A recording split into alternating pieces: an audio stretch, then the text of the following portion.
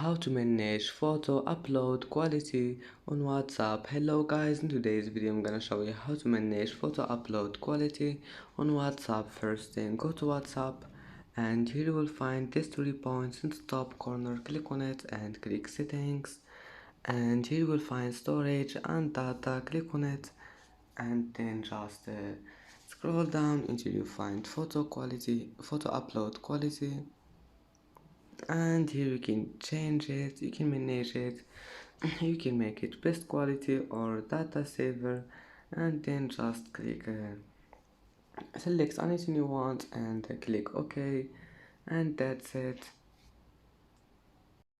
And that's it for today's video.